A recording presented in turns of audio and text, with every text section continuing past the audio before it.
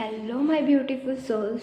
So welcome to my channel Kinha glow and I hope आप सब लोग काफ़ी ज़्यादा हैप्पी एंड काम फील कर रहे होंगे। सो आज हम बात करेंगे कि why multiple sessions required in electrolysis. So video बहुत ज़्यादा इंफॉर्मेशनल होने वाला है, तो कोई भी पार्ट मिस मत करना और एंड तक ज़रूर देखना। सो फर्स्ट ऑफ ऑल, जिन्होंने मेरा प्रीवियस वीडियोस नहीं देखा है कि इलेक्ट्रोलाइसिस कैसे वर्क करता है, तो एक बार प्लीज़ मैं डिस्क्रिप्शन में मेंशन कर रही हूँ आप लोगों को, आप पहले वो देखो, क्योंकि दोनों ही वीडियोस आपस में काफ़ी ज़्यादा लिंक्ड है कि इलेक्ट्रोलाइसिस कैसे वर्क करता है, कैसे हेयर फॉलिकल को डिस्ट्रॉय करता है और कैसे वर्क करता है वो, तो तभी आपको ये वीडियो समझ आएगा। तो फर्स्ट ऑफ ऑल आप प्लीज़ वो वीडियो एक बार ज़रूर देखें। देन अब हम बात करेंगे कि क्यों मल्टीपल सेशंस रिक्वायर्ड हमें। फर्स्ट ऑफ ऑल, बहुत लोगों को कन्फ्यूज़न होता है इस चीज़ को लेके, मुझे भी था मेरा इलेक्ट्रोलाइसिस स्टार्ट करने से पहले, कि ये परमानेंट प्रोसीजर है तो मल्टीपल सेशंस क्यों चाहिए हमें, इसके एक ही बार में परमानेंट रिजल्ट क्यों नहीं देता है। Not just because of electrolysis weak procedure है, बल्कि ये हमारी हेयर ग्रोथ साइकिल पे डिपेंड करता है इसका रिजल्ट। आप ध्यान से मेरी बात सुनना आगे जो भी मैं बता रही हूँ, क्योंकि मेनली हमारा ये जो रिजल्ट्स वेरी करेगा ये हमारी हेयर ग्रोथ साइकिल पे करेगा। और हमारा 3 types of hair cycle growth होता है, anagen, catagen and telogen. First anagen, second catagen and third is telogen. So anagen stage को हम actively growing stage of hairs भी बोलते हैं, कैटाजन को हम ट्रांजिशन फेज बोलते हैं एंड हमारी जो टेलोजन फेज है इसको हम रेस्टिंग फेज और शेडो फेज भी बोलते हैं। नाउ आप डीपली इनके बारे में पता लगाएंगे कि कैसे ये हमारे इलेक्ट्रोलाइसिस के रिजल्ट्स को कैसे इफेक्ट करती है। सो फर्स्ट स्टेज हमारी एनाजन स्टेज, इसमें मोस्ट इम्पोर्टेंट स्टेज है ये हमारी ड्यूरिंग ट्रीटमेंट, क्योंकि इसमें जो हेयर से स्ट्रैंड है हमारी वो फुल्ली अटैच्ड होता है डर्मल पैपिलिया से। और इस फोटो के थ्रू मैं आपको फुल्ली समझाऊंगी कि क्यों और कैसे ये हमारा अफेक्ट करता है मोस्ट इम्पोर्टेंट इलेक्ट्रोलाइसिस के ट्रीटमेंट में। और एनाजन स्टेज ही हमारी मेनली टारगेटिंग स्टेज होती है हेयर ग्रोथ की, जिसको हमें इलेक्ट्रोलाइसिस के थ्रू हमें डिस्ट्रॉय करना होता है। तो नाउ अब इस फोटो के थ्रू हम तीनों स्टेजेस के बारे में देखेंगे, एनाजन, कैटाजन, टेलोजन कैसे इफेक्ट डालता है हमारे इलेक्ट्रोलाइसिस में। फर्स्ट ऑफ ऑल, आप जिन्होंने मेरा प्रीवियस वीडियो नहीं देखा है जिसमें मैंने इलेक्ट्रोलाइसिस कैसे वर्क करता है, एक बार आप प्लीज़ देखो, क्योंकि उसमें मैंने हेयर फॉलिकल के बारे में डीपली मेंशन करा है कि कैसे कैसे हेयर ग्रो करता है, किस वजह से ग्रो करता है, वो भी मेंशन करा है। तो इस वीडियो में मैं आपको सिर्फ इतना ही बताऊंगी कि अभी जो डर्मल पैपिलिया, जिसको हम डर्मल शीथ भी बोलते हैं, मेनली यही रिस्पॉन्सिबल होता है हमारे हेयर ग्रोथ में, क्योंकि ये कंटेन करता है हेयर बल्ब एंड इसी से ही कनेक्टेड होते हैं न्यूट्रिशन सप्लाई, जो कि ग्रो करने में हेयर को उसको न्यूट्रिशन देता है, हमारी जो ब्लड सप्लाई और जो न्यूट्रिशन सप्लाई है। अब एनाजन स्टेज में हमारा जो ये स्ट्रैंड होता है, हेयर स्ट्रैंड या हेयर शाफ्ट, ये फुल्ली अटैच्ड होता है डर्मल पैपिलिया से। सो इस वजह से जब हम इलेक्ट्रिकल एनर्जी देते हैं इलेक्ट्रोलाइसिस के थ्रू, तो करंट जो है और जो हमारा केमिकल है, पूरा हीट और जो केमिकल रिएक्शन है वो प्रॉपरली अराउंड स्प्रेड हो जाती है हमारे डर्मल पैपिलिया के, और यहाँ पे हमारे मैक्सिमम चांसेस होते हैं permanent destruction of a hair follicle, क्योंकि इलेक्ट्रोलाइसिस को एक फुल्ली डेवलप्ड टारगेट चाहिए। और एनाजन स्टेज में हमारा डर्मल पैपिलिया फुल्ली फॉर्म्ड होता है और प्रेजेंट होता है और एक्टिव स्टेज में होता है। सो इस स्टेज में हमारा कंप्लीटली डिस्ट्रक्शन हमें मिलता है। एनाजन स्टेज में हमारा हेयर ग्रोथ जो है वो अब स्टॉप कर देता है ग्रोइंग, क्योंकि एनाजन स्टेज में वो अपनी मैक्सिमम ग्रोथ तक पहुंच जाता है। बट कैटाजन स्टेज में अब वो धीरे धीरे फिर टेलोजन स्टेज में आएगा, मीन्स शेडो स्टेज में आएगा।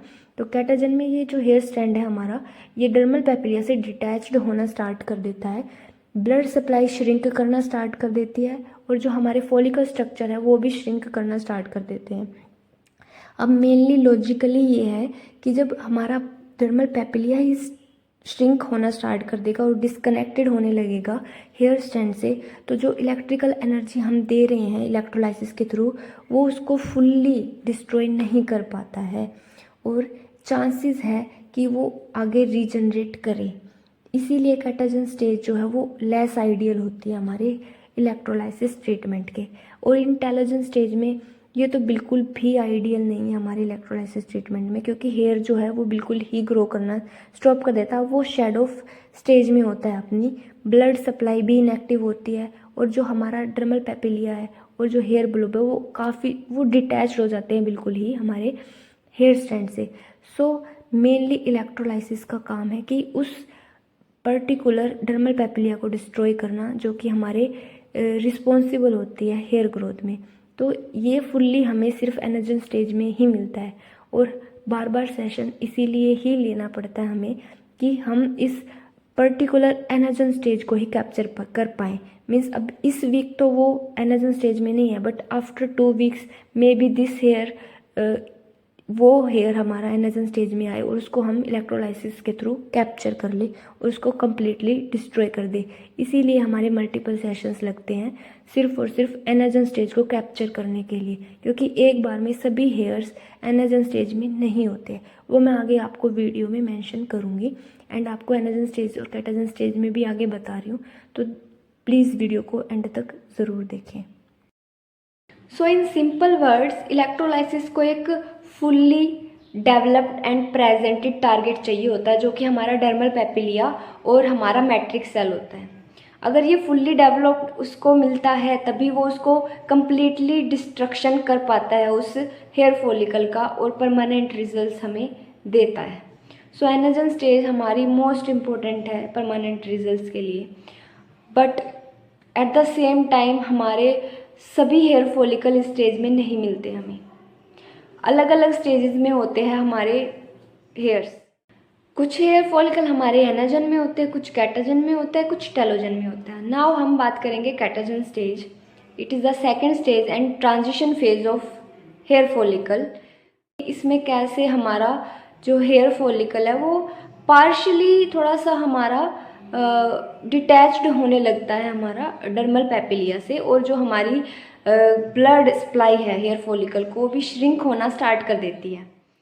सो बिकॉज ऑफ दिस कि हमारा हेयर फॉलिकल अपना स्ट्रक्चर चेंज कर रहा है और वो एक्टिव भी नहीं है और वो अपना डिटैच्ड होने लगता है टारगेट से, इस वजह से जो हमारा इलेक्ट्रोलाइसिस है वो इसको पार्शली ही डिस्ट्रॉय कर पाता है, कम्प्लीटली डिस्ट्रॉय नहीं कर पाता। इसलिए परमानेंट रिजल्ट्स हमें नहीं मिलेंगे कैटाजन स्टेज में, और ये लेस इफ़ेक्टिव है कैटाजन स्टेज में हमारा इलेक्ट्रोलाइसिस।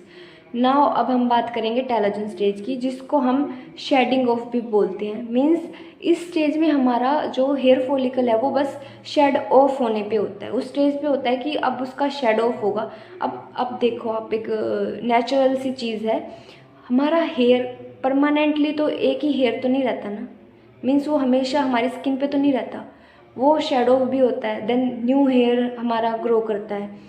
ऐसे ही हमारे स्कैल्प में होता है और बॉडी में भी ऐसा ही होता है कि वो हेयर जो हमारे अलग अलग स्टेज में आके हमारा पहले वो एक्टिव स्टेज में होगा, फिर वो धीरे धीरे ग्रो करना स्टार्ट करेगा और हमारा कैटाजन में आ जाएगा, देन हमारा टेलोजन।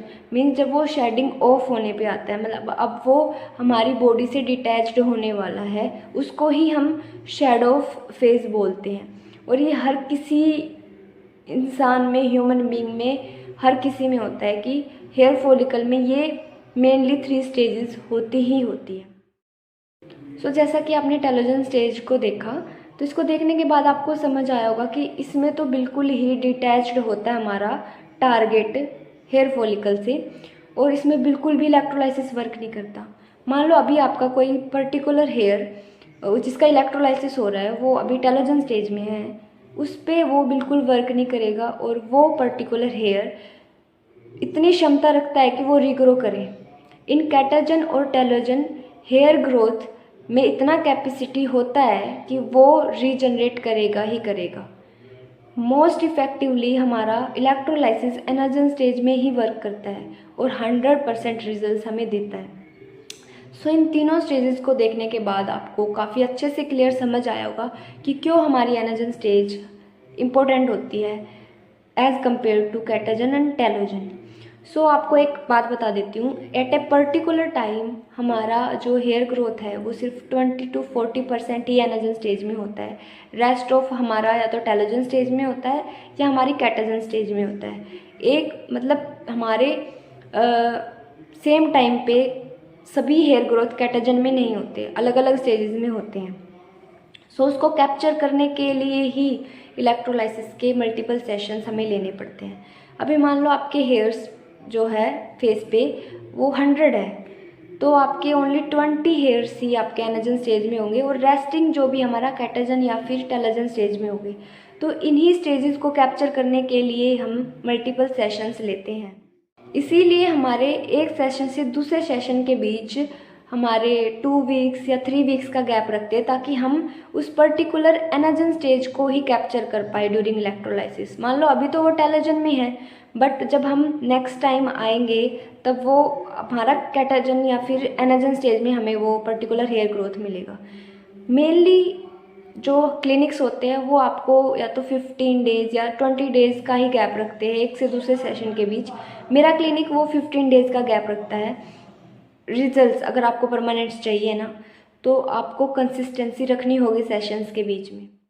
अगर आप अपने सेशंस के बीच में कंसिस्टेंसी नहीं रखते हो, मीन्स आपने एक सेशन 2 सेशन मिस कर दिया, तो वो जो पर्टिकुलर हेयर ग्रोथ था जो कि अभी डिस्ट्रॉय होना स्टार्ट हो रहा, वो श्रिंक करना स्टार्ट हो रहा है, जिसमें आपकी हेयर ग्रोथ जो है थिन होने लगी है, वीक होने लगी है, तो वो क्या करेगा, वो रीजनरेट करना स्टार्ट कर देगा।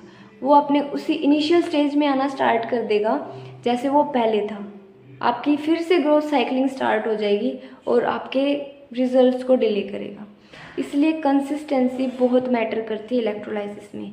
अगर आप कंसिस्टेंसी के साथ इलेक्ट्रोलाइसिस के सेशंस लेते हो ना, तो आपके जितने भी एक्टिव ग्रोथ सेल्स हैं ना, वो रिड्यूस होना स्टार्ट हो जाएंगे और आपको परमानेंट रिजल्ट्स देंगे। सो ड्यू टू कंसिस्टेंसी मुझे काफ़ी ज़्यादा जल्दी रिजल्ट्स मिले मेरे इलेक्ट्रोलाइसिस के, क्योंकि मैं फुल फेस कराती हूँ और मेरे अपर लिप्स, आईब्रोज और जो ये साइड बर्न एरिया होता है और चिन, इस पर काफ़ी ज़्यादा लॉन्ग और थिक हेयर थे। और इलेक्ट्रोलाइसिस के थ्रू मेरे 8th और 9th सेशन के बाद हेयर ग्रोथ काफ़ी कम विजिबल रही और काफ़ी ज़्यादा फाइन हो गई, और जो हेयर ग्रोथ है वो काफ़ी ज़्यादा स्लो हो गई है। मीन्स मेरे नेक्स्ट सेशन तक वो इतने ज़्यादा विजिबल नहीं होते हैं। सो इस वीडियो को यहीं पे एंड करते हैं। एंड अगर इस वीडियो से आपको काफ़ी ज़्यादा क्लैरिटी मिली है इलेक्ट्रोलाइसिस को लेके एंड क्यों हमें मल्टीपल सेशन चाहिए होते हैं इलेक्ट्रोलाइसिस के, दैन प्लीज़ मेरी वीडियो को लाइक ज़रूर करें and subscribe my channel. And आपके कोई भी डाउट है related to permanent hair removal और इलेक्ट्रोलाइसिस, आप कमेंट बॉक्स में अपने डाउट्स पूछ सकते हो। मैं पर्सनली आपके कमेंट्स को पढ़ूंगी और उनका रिप्लाई ज़रूर करूँगी। एंड इन फ्यूचर अगर आप टाइम टू टाइम मेरे वीडियोज़ का नोटिफिकेशन चाहते हैं तो बेल आइकन ज़रूर प्रेस करें। Thank you, bye bye and take care.